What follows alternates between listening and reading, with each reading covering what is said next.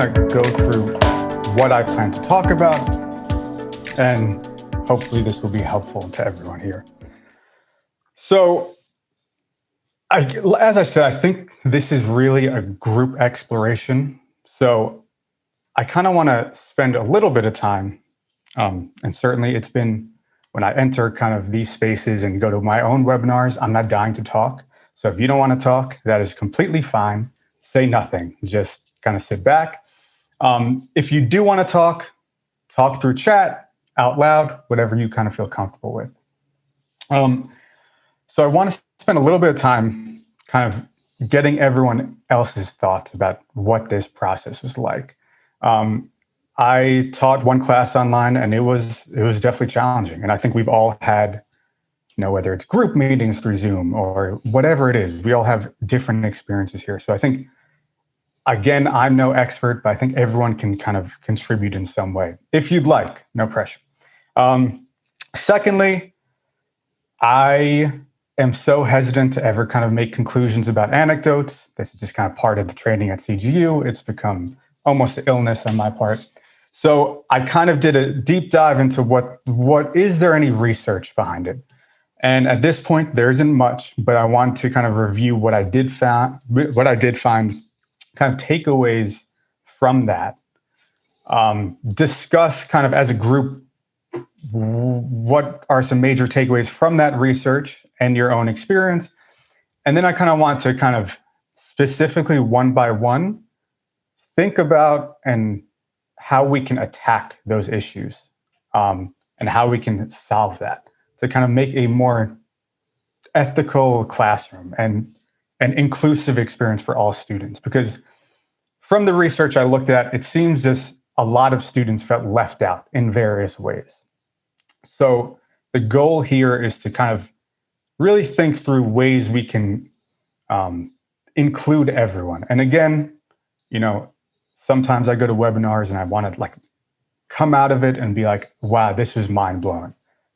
I'm just going to warn you now. A lot of these takeaways, I don't think they're mind blowing. It's common sense. But for whatever reason, whether it's like legacy teaching or just you kind of get in the habit of teaching a certain way, it gets left to the side. So a lot of this is just thinking through this explicitly, intentionally, and incorporating it into your class. So with that said, like I said, I think everyone has something to offer here. And if you'd like to, I want to make space for that. So whether it's an educator, employee, student, we've all been through Zoom fatigue. I want to give a little bit of time, because I doubt this is just off the top of your head, a little bit of time to kind of think about what are some approaches people took that either kind of enhanced your experience online or made it more difficult. And again, if you want to kind of share out loud or in chat, feel free. But I want to give, like I said, a bit, maybe 3 to 5 minutes here, because it's not something that I would imagine you just kind of know right off the top of your head.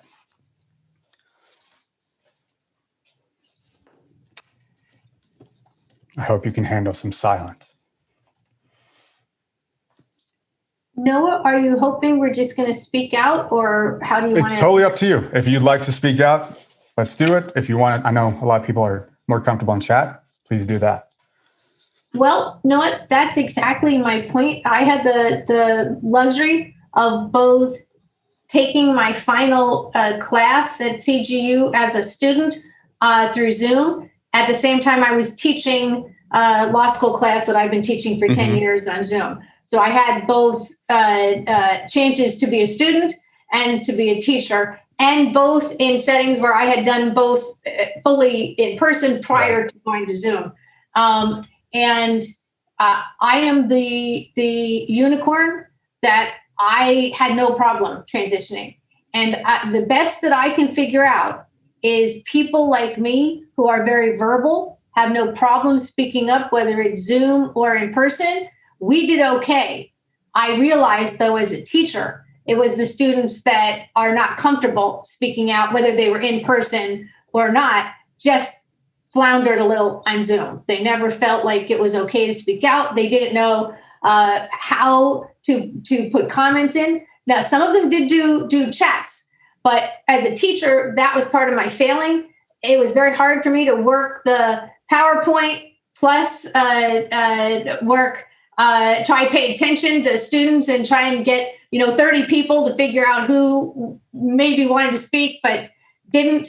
And so that's the pros and cons. I think for people that are verbal, Zoom provided a chance for people who couldn't drive, to school to take a class they might not have, but it just seemed to fail the ones that aren't. And so I'm looking at hoping people in this class will help me come up with ways. How do you draw out those people that are not as verbal? Because I'm teaching on Zoom at CGU in the fall for the school. They asked me to do one. And so I need to get to that. How do I get those people to feel it's okay? Yeah, it's a great question. And do you mind if I follow up with you on that? So when you say shy, what I'm taking from is they're shy students and they were kind of not dying to participate. Yes. So do you think that was impacting strictly participation? Was it impacting their learning in general? In what way did it impact your class? Well, it's interesting because when I was teaching my law school class, the law schools have a requirement that everybody participate in person. It's some bar requirement. They have to count how many minutes or whatever. And so a lot of students had no choice but to be there for the full time periods. And so I knew I had students that were probably distracted by other things going on. Mm-hmm. And when we went to Zoom, they used that chance. They were shy, so they did not make the extra effort to try and voice something. And they had to get participation points. So I did everything possible to draw them out.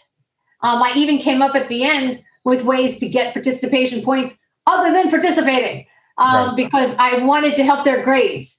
And so students did appreciate all my efforts. I will tell you, I had the highest teacher evaluations in 12 years on a Zoom class because I did make every effort I possibly could to figure out how to help them get points otherwise.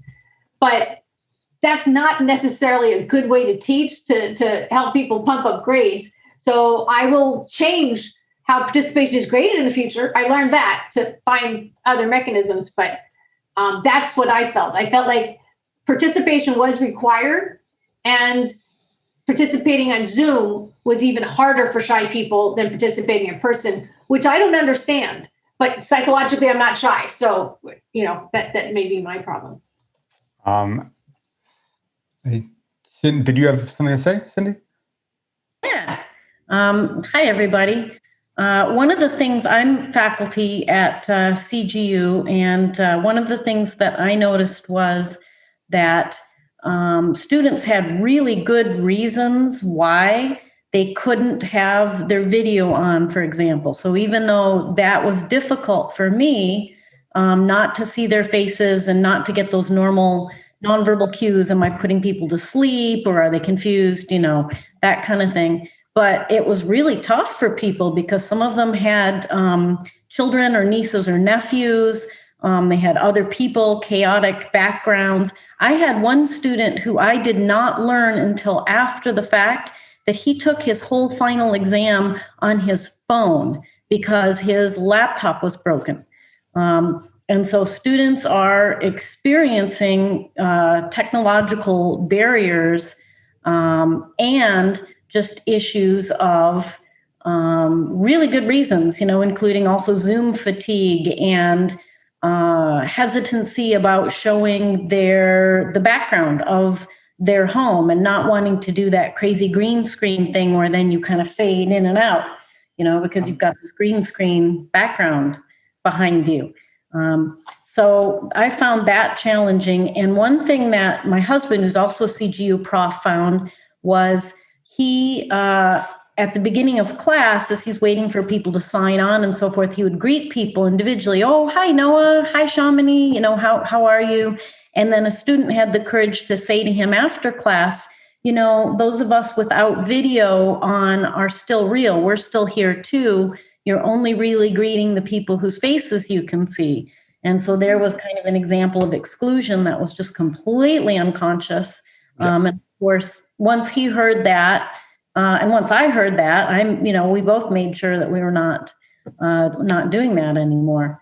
And that we were truly including everybody, even if they were just a name on the screen from our perspective. To a great point. I think these are really important considerations that can kind of just float over our heads sometimes. So you were talking about participation, and I think in my opinion, I think you actually had the answer within your question. So you talked about reconceptualizing what participation means. And this is definitely something that, as I kind of got involved in PFF, it wasn't something that I explicitly thought about. But Shamini has kind of brought this up several times, and it makes sense to me. So I don't think I said a word to my, till I was like 2. I was deathly shy as a child. Eventually got over it, but it was just a struggle for me to participate. Like, it just didn't fit my personality. I'm super introverted. I can get overwhelmed easily. And that's gone away a bit.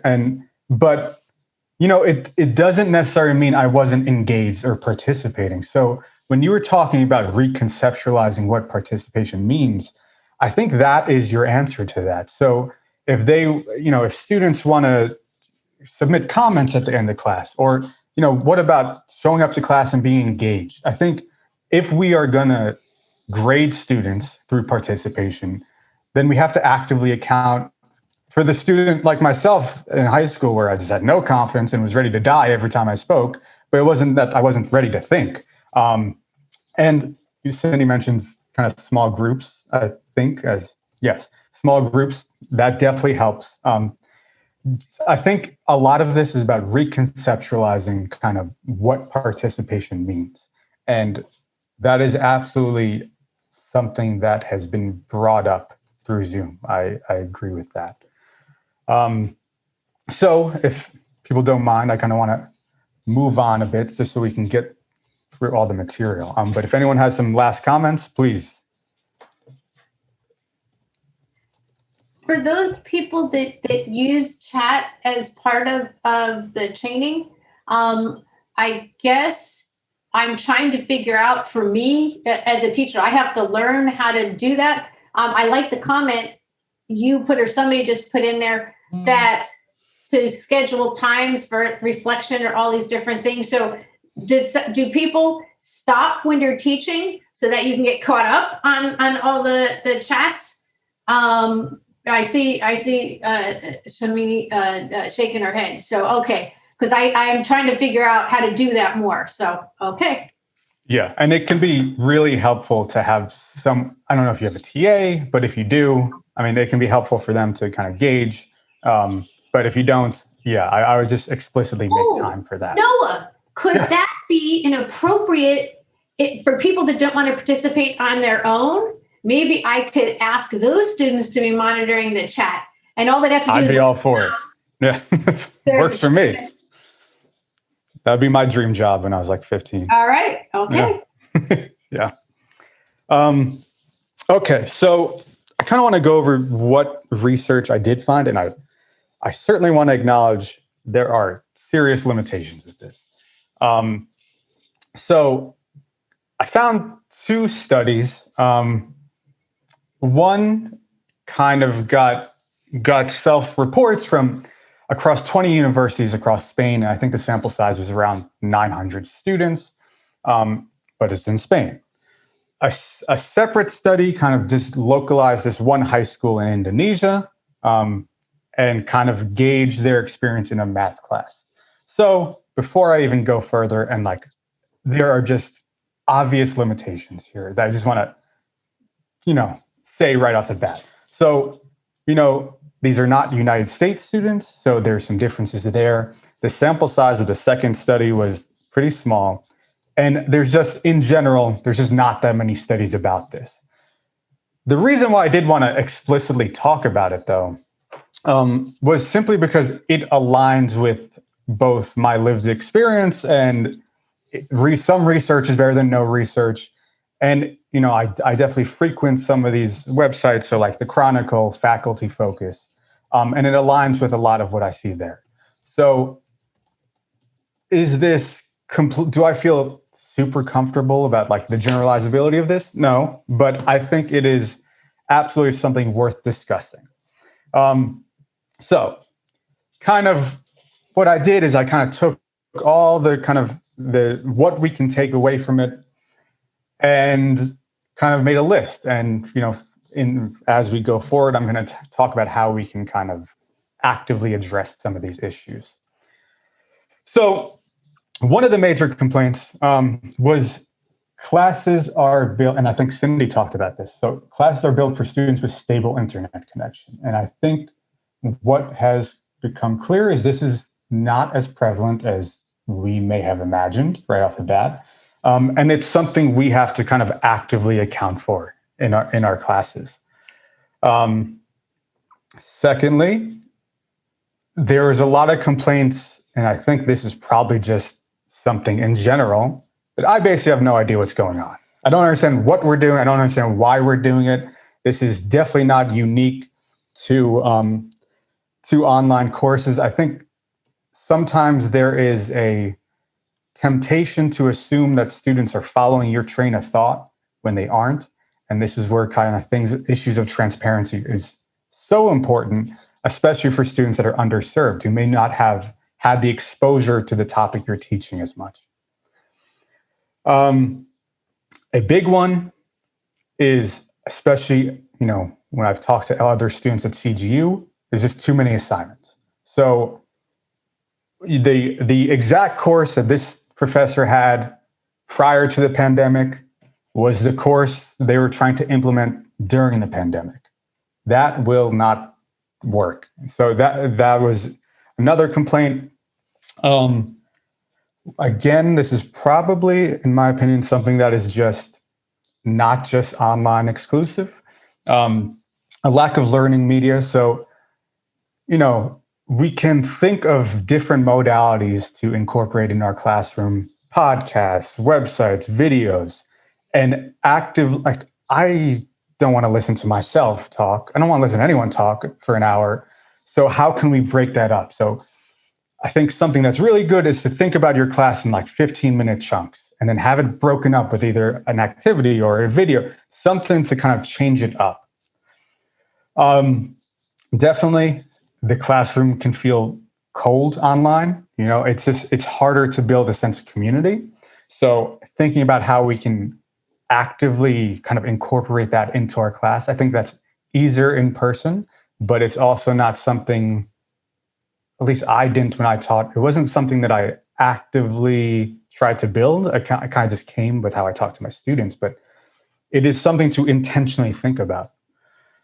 And then just passive learning strategies. So I think as I've gone through this, what became, if you've heard of a flipped classroom, where you're doing the reading and the passive learning outside of the class, and then when we come together, we're focusing strictly on active learning.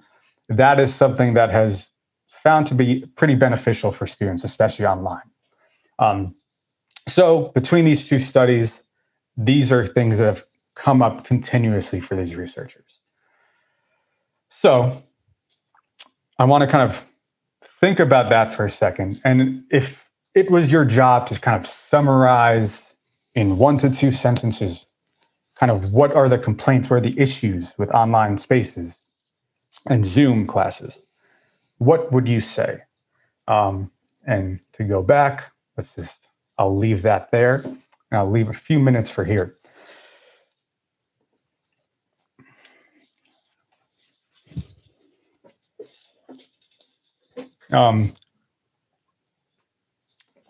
So Cindy says, students don't feel they belong or actively engage in learning material relevant to their lives. Absolutely true. And these, I think what Cindy's pointing to is, I would almost argue these go hand in hand. So if we've built community in our classroom and I understand who my students are, I think that is certainly a big part of course planning. Before I'm going to nail down what material I have to know who I'm attempting to serve. And then once I know who I'm attempting to serve, that can help guide the material that I may find, that I may think is most relevant to their lives. And I don't want to strictly base that off, have these assumptions and build that. But as I talk to my students about that, we can kind of cater the class towards that.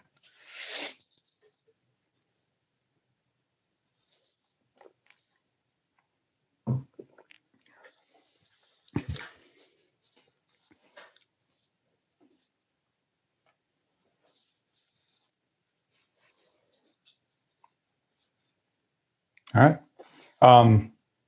So if anyone else has anything to share, please throw it in chat. If not, no big deal. Yeah, the decreasing workload is incredibly important. I think this is arguably the most important part of it all. So I kind of did this exercise myself, and of course, I have kind of thoughts about teaching going in, and maybe it's kind of confirmation for that, and maybe you disagree, but for me, I think so. This is Fink's kind of, I don't know if you've seen this, but this is Fink's kind of model of learning, and essentially what it is, it's a framework about thinking about what we emphasize in the classroom. So you can kind of see these different approaches that you may want to build in your class. And I think when I look at those complaints, I think what I see, at least, is just something that I think has been a problem in education for a while. So we have spent so much time kind of thinking about, I want to build knowledge in my students, and I want them to understand these concepts without explicitly accounting for kind of these more human dimensions that greatly impact how we learn. So I don't think we, just in education in general, have paid enough attention to the more human dimensions of our students. And I've had a lot of teachers that have. I explicitly have one. There's a teacher I had at CGU here who I adored, and I think this is all kind of. There are plenty of teachers that do this, but as an educational system, I don't know if we do it that well. And this, during a pandemic, this becomes all the more important. So if I were to summarize kind of one of the issues here, it is simply that we need to kind of actively account for how our students are doing. Our assumptions about learning. So like, do students even know how to study? Because I didn't when I was in college. Like, I had no idea. I just kind of read some stuff and assumed it would eventually kind of sink in. But in graduate school, that didn't work, and I had to figure that out. So I think these are things to kind of actively incorporate into our class. So with that said, I kind of want to go over each of those complaints. And again, these won't be mind-blowing, but they're potential ways to account for some of these issues. So first complaint, classes are built for people with stable internet connection. I definitely sympathize with educators here in that a lot of us were just kind of thrown into this online teaching without any time to account for like this issue. So it is natural that some of this kind of fell by the wayside, but we can kind of learn from that, and going forward, how can we kind of account for this? And, obviously just providing both synchronous and asynchronous options is super important. So if someone can't attend or they're away, well, can they kind of not be in class that day and still kind of take what you want them to take away from that class? And that takes, some work. Absolutely.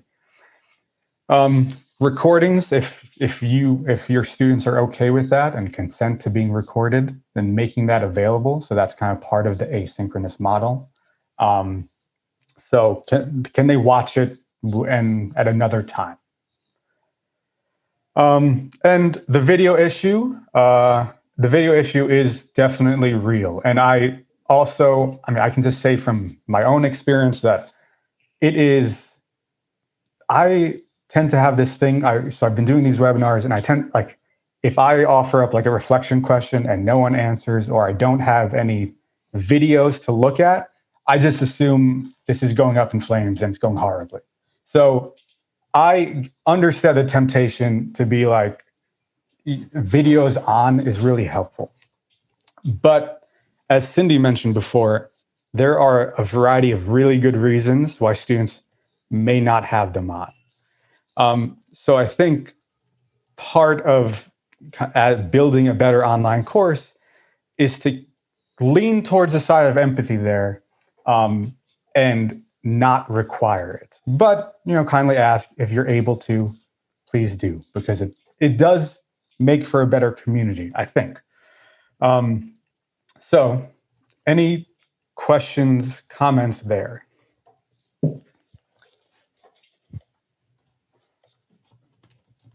I hear typing, so I'll wait for a minute, but. All right. I just have a question from the school that I teach at. Like I said, it's a law school, and we struggled with this. And I had a co-teacher that insisted on it. I didn't really care whether they did or not. Right.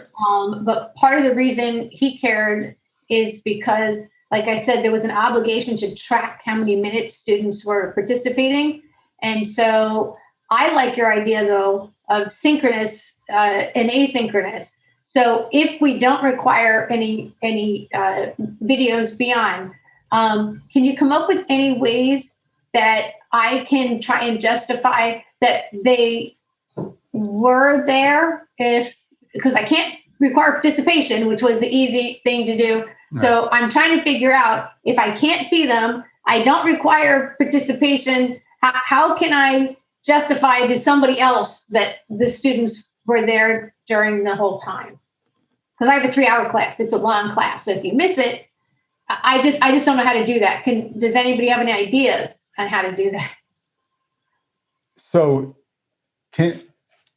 correct me if I'm wrong. So there are other people who are asking, like, this is important that students attend.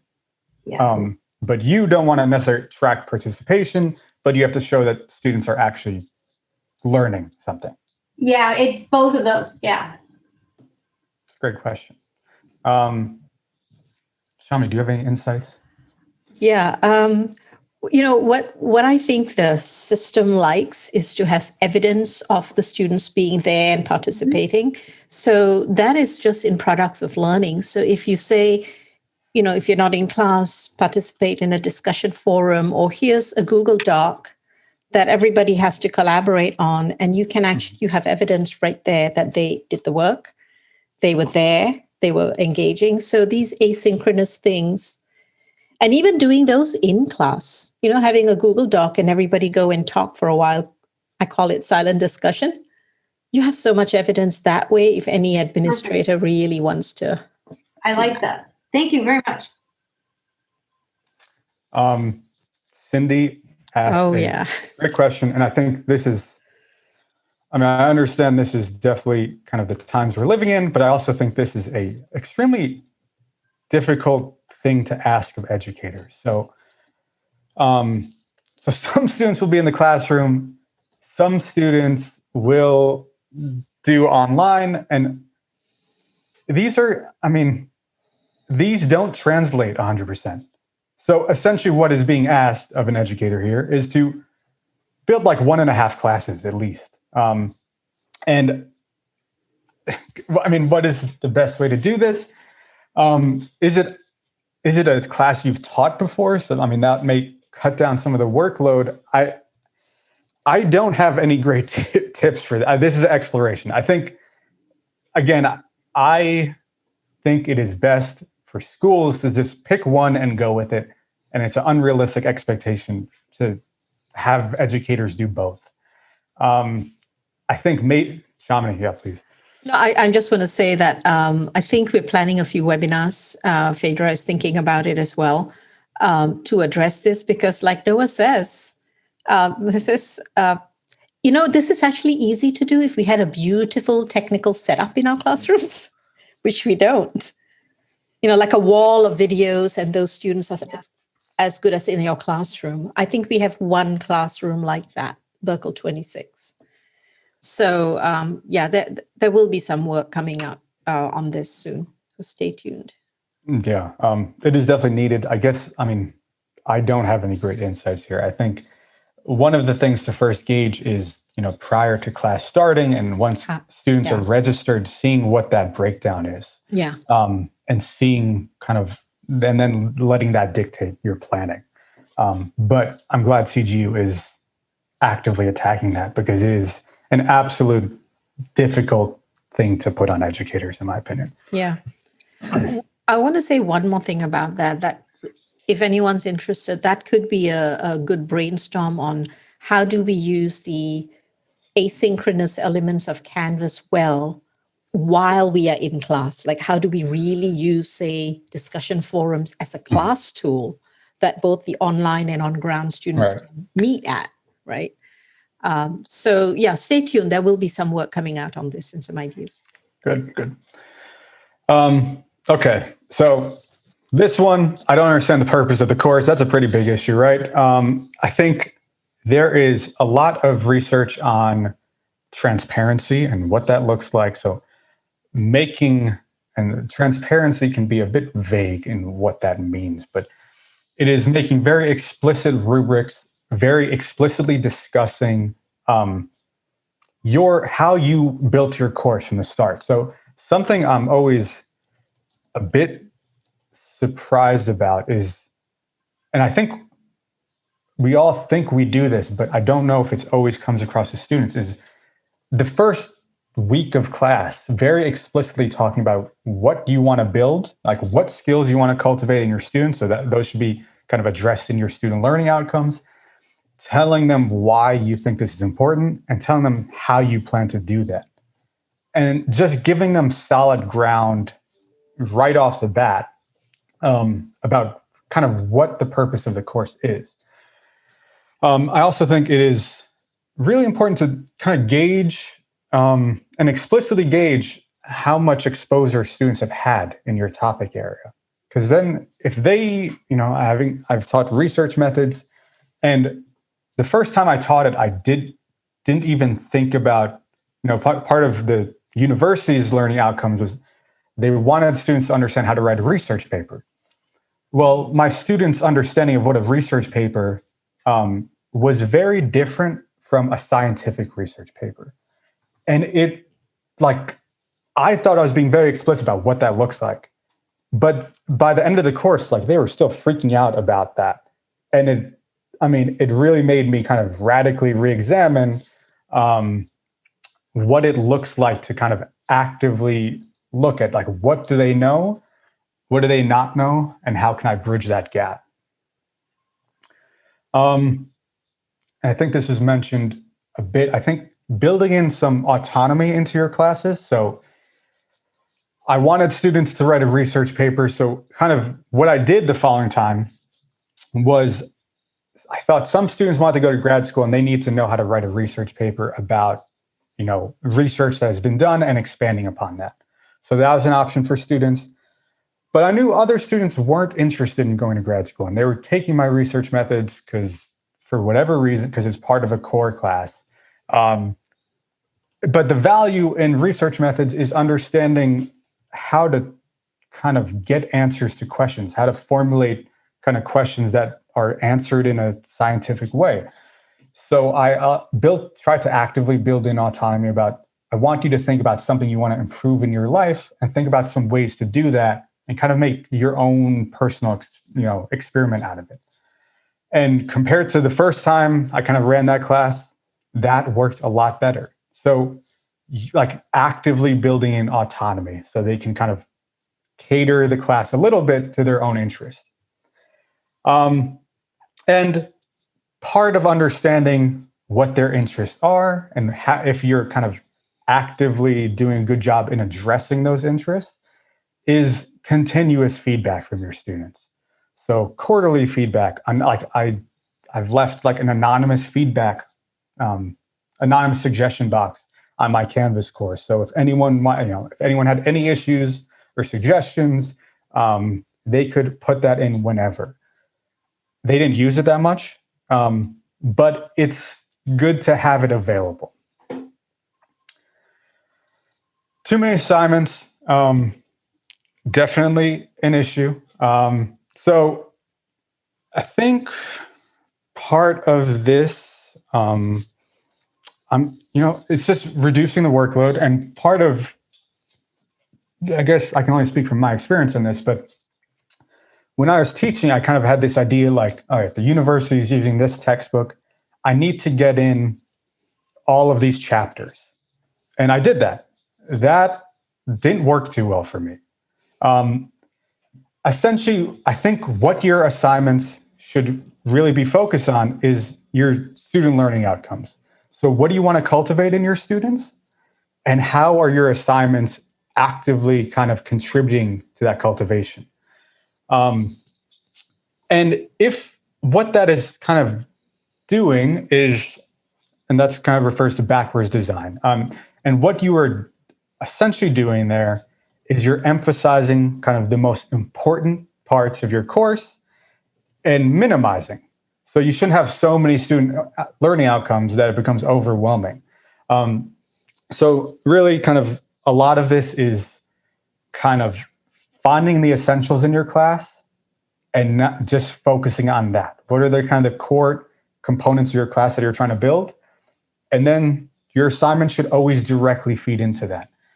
And if you do that, and if you reduce that workload, kind of maximizing those student learning outcomes is using some of that leftover time to intentionally build community in your classroom. And again, focusing on the human dimension more explicitly. Because I can leave the space open, talk a little quickly. If anyone wants to jump in, feel free. If not, okay. Limited community in the classroom. So I think one thing just to always keep in mind is, right off the bat, what's the tone of your syllabus? Are you speaking to students directly? Like, are you making what ends up happening for me, at least, so for background. So we're teaching this 531 course for PFF that's trying to assist people in building a syllabus. And one thing that ends up happening, and I've been guilty of this myself, is I end up taking policies, for example, that I just know to be very common in academia. So like 10% off per day if an assignment is late, even though I know I'm not going to be able to grade that the next day. It's just like this way of thinking about assignments and how important on time is. I think what you want to build both in your syllabus and talking to your students is allowing a lot of leeway. If things in life come up, that I am totally available to work with you on that. This is kind of obvious and cheesy, but don't be afraid to share facts about your life. Like, I know it's very tempting to think of, I'm a professor and these are students and there's a hierarchy here and I don't want to become friends with them. I think just becoming kind of more human helps a lot in this area. It's not the greatest advice and it's hard to kind of quantify what that means, but it's getting comfortable in your own kind of skin and just getting rid of those barriers that we all have in our head as we teach. I had a professor do this, that would just kind of send a lot of emails throughout the week, just providing opportunities in Claremont about what's going on, things they might want to do. I think that was helpful, certainly. And then providing, this is where active learning comes in. I think just giving students the opportunity to work with one another and not just sit down and be lectured at, just getting to know, building in that time can really assist in the learning process as a whole. Lack of learning medium. Maybe this may be kind of some information that is not necessarily common sense. So obviously online videos can be really helpful. But the thing I did not know, at least until we started looking into this a bit, is there is a threshold when the video no longer becomes helpful and is actually detrimental. So in general, there's this idea that 9 minutes, once you go over 9 minutes, you may not be doing people favors. And that's not to say you can never have video. You know, sometimes you're going to show a video in class and that's totally fine. Like, that's not an issue. It's just a lot of lectures, you may want to incorporate a video in between to break up the monotony. You want to keep those a little shorter, find clips rather than kind of just having it drag on. So I think that's something, just a fact to consider as you kind of build your courses. And it doesn't just have to be videos. You know, you can take clips from podcasts, films, music. I think there's a lot of different ways to conceptualize what learning media is. And I think these have become kind of increasingly available to us all. So I wouldn't limit yourself to that specific idea of only videos. And lastly, before we kind of get to kind of, you know, we want to talk about questions and yada. So especially online, and I think this is, you can do this in person as well, but I think especially online is, I talked a little bit about the flipped classroom. And if anyone wants resources on this, I can certainly provide it. But essentially what it is you're asking students to kind of do the passive learning, whether that's a recorded lecture, there's readings you have, and you're asking them to do that asynchronously. Now, when we meet in class, we are going to try to actively kind of incorporate that knowledge and do activities together. So naturally, no, they're not really passively learning anymore. And it's also providing, hopefully, like building community in your classroom because you're all working together, breakout rooms, talking with one another. So there's a lot of research behind the effectiveness of this. If anyone wants kind of more info on it, I'm happy to send. I think it's a really good approach online. So that will just kind of naturally build more active learning activities. And if you're not doing the flipped classroom, then just building in 15, 20-minute slots of incorporating more active learning activities. So part of that is just some ideas about how you could do this is problem-based learning. So if presenting a problem to students and having them work through it, that's one approach. Socratic seminars, so more discussion-based, that is another approach. And philosophical chairs where you would have students kind of take a position and kind of think through it. These are just some of the approaches that you can take. There are a whole bunch. And again, if people want some resources for kind of how to incorporate these or different ideas, there's a lot of things I can send. But this is something, again, to intentionally think through, like, as you're making a lesson plan for the day, do I have a portion of my class that is making available active learning strategies? Okay, and I think we talked about this before, but I think this is not exactly, this wasn't part of the complaints, but I think this is just something that's commonly discussed, as we kind of heard in the beginning. Rethinking your ideas about participation, both online and in person. So I don't even know how people actively keep track of student comments. It is difficult to kind of make note of every time someone speaks.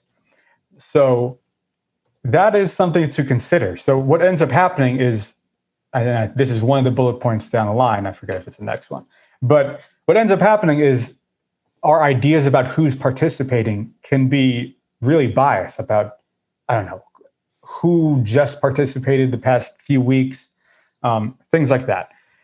And I guess the philosophical question about participation is like, does the quality or quantity of student comments matter more? Is that something I guess I don't hear that talked about with participation. I think a lot of it, at least in my head, is quantity of comments. And I know talking to students at CGU, at least, sometimes they feel like they just have to say something obvious because they know participation is being graded. So they just state the most obvious idea and then they're like, oh, I'm good for the day. And then if students aren't actively participating, is it fair to assume they're not actively engaged? And I don't necessarily think it is. So rethinking these ideas. And I mentioned biases can greatly impact how we think about who is participating. So all of that comes to, I think, participation grades either need to be ditched or reconceptualized entirely. Obviously, this is up to you, but I pose these questions to maybe start thinking about that, about what it means and if it's a fair representation of students. So these are the studies. I am going to just quickly go over our resources. I'm going to launch a poll just to see how we can improve. So if you want to make an appointment with us and kind of actively talk about whatever issue you are facing and see if we can be of assistance, you can do that. And I hope we can be of help.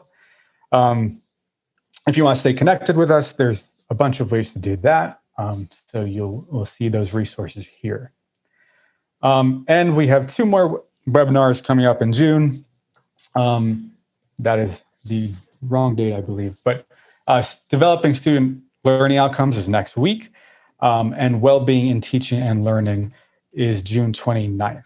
So I'm going to kind of launch this poll quickly.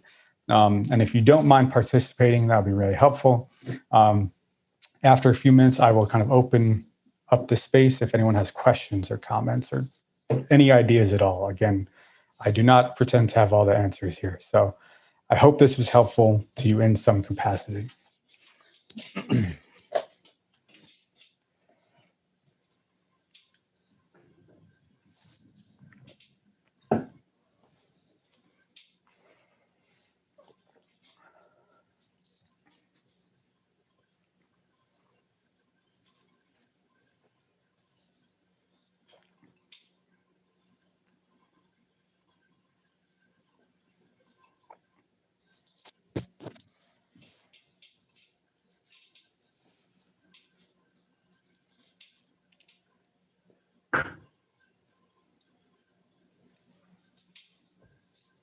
Noah or Shamini, can I ask you a question? Those questions on the survey, I've started noticing people asking about veteran status.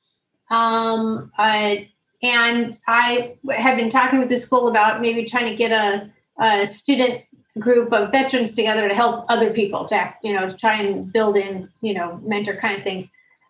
What do you do with those numbers if people check that they're veterans? No, I want to jump in on that because actually, I think so. In CGU, I think we used to. I don't know the standing anymore. Have a veterans group, and they would talk with the dean about veteran contexts and needs. Sometimes this will affect accommodations. So we have students who, either through the Office of Disability Services or just personally with the teacher, might say, they may have a PTSD or something, they may need to sit in a certain place. So the big piece with veterans is accommodations. That's just one of the big areas of inclusion of specific contexts. So as far as I know, that's a lot of work at CGU with veterans is in that area. Okay. Who do you provide that data to of people that check that they're veterans?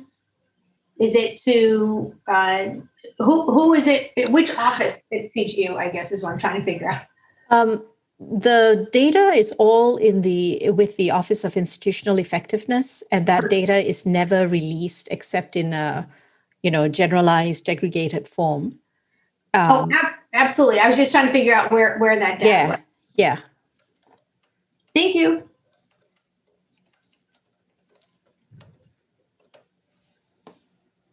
Thank you. Someone asked what philosophical chairs is.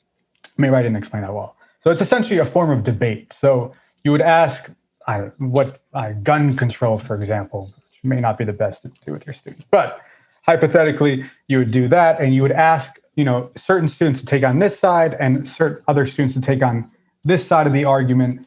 And you would, rather than attacking, of course, you would kind of ask students to philosophically break down and listen to the other side of the argument and kind of think through what those arguments could, very similar, yeah. But just something to keep in mind. I just shared a web page that has kind of a breakdown of if you're really interested in running philosophical chairs. I like it. It's a lot of deep listening. Yeah, yeah.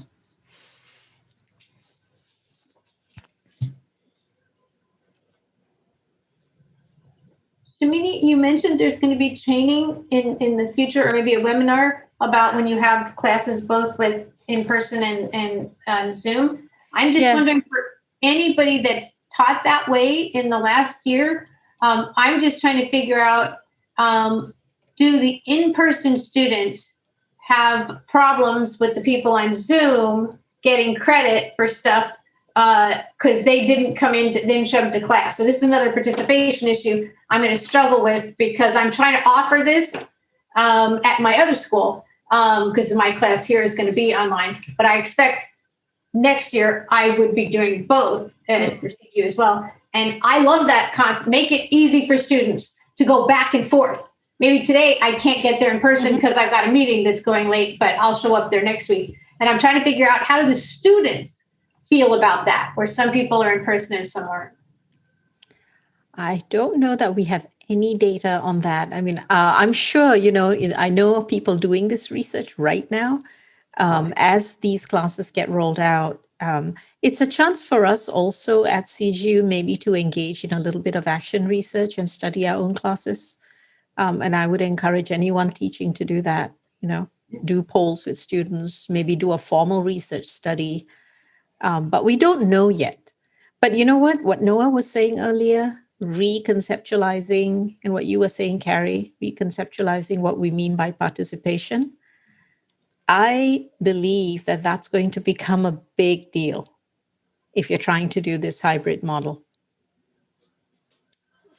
If you take away the pain point of participation, then students may feel more comfortable being fluid and not worry about it so much.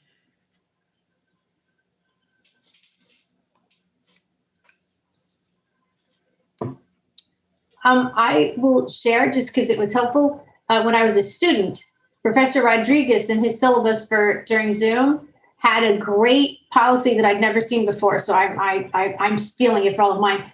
He recognized that everything about life is different and it's hard for everybody. So you had a chance as a student to miss a class, no questions asked, or to turn in a paper late, no questions asked. And so it gave the student a little bit more breathing room, I thought. And I thought that was a brilliant thing to have. And I'd never heard that. So I thought that, I don't know, I hope I didn't rat him out if that's against the rules of CGU, but I thought that was brilliant to give people an option to play the card. Like I used to give my kids, when they were young, they got a free pass. I'm not going to, they didn't have to clean up or whatever it might be. So I like that as a teacher. I completely agree. Me too. It's definitely a bit so I've done classes where I just allow students like 1 to 2 extensions whenever they want to use it, and just allow. I've seen other classes that kind of have floating deadlines, which has been having, it's mixed effect. It kind of freaks students out sometimes. So it takes them like a lot of getting used to like having a deadline, but knowing that it's not strict. Like it's just it's a good approach, but it is really difficult for students to be like okay with that and understand that concept. So there are definitely ways to go about that. I think it's an interesting discussion because it is surprising how like freaked out students get about it. Huh.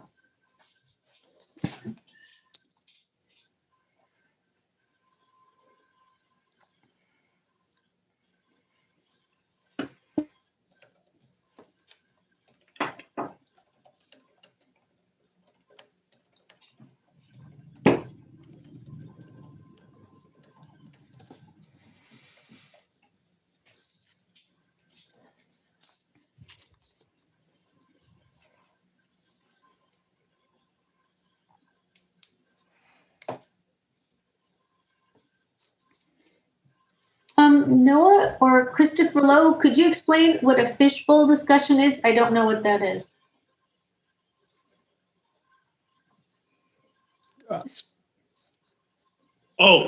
Sorry about that. No. So I guess I can start off. A fishbowl concept is where you have students that are, and you arrange the room to where there's chairs facing outward to a group, and there's chairs that are circling around them inside. So it's like looking into a fishbowl. Oh. And the students on the outside of the fishbowl have sentence frames or conversations, sentence starters that kind of start Socratic conversations. Their emphasis on the outside group is more listening skills and asking follow-up questions. And then the students on the inside of the fishbowl, their focus is having those Socratic conversation sentence frames to discuss topics. And it's more of a K through 12 thing. I haven't really seen it in college. I haven't been through it as an undergrad student or as a graduate student, but K through 12, it's pretty good, especially for students that are avid. It's a really good starter for them to get, especially 6th or 7th grade.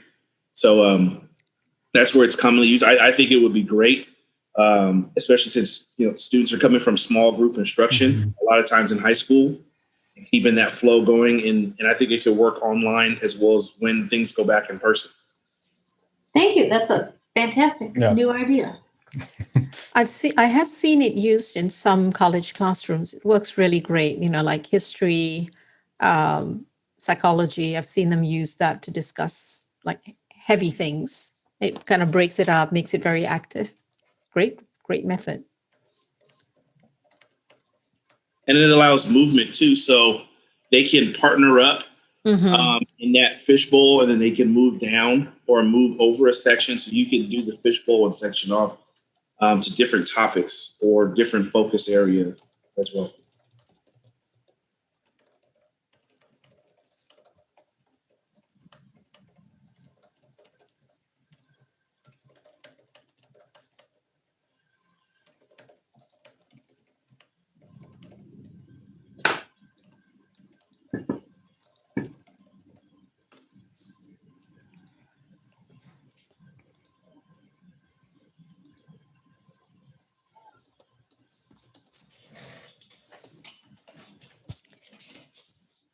I put in a link for a fishbowl discussion method.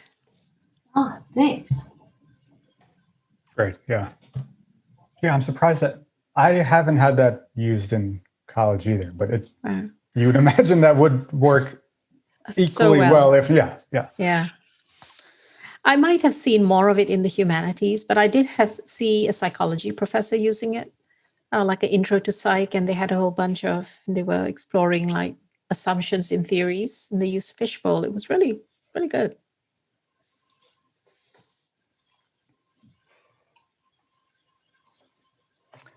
So it is 1:02.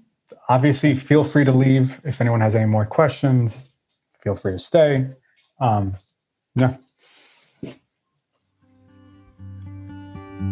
Thank you.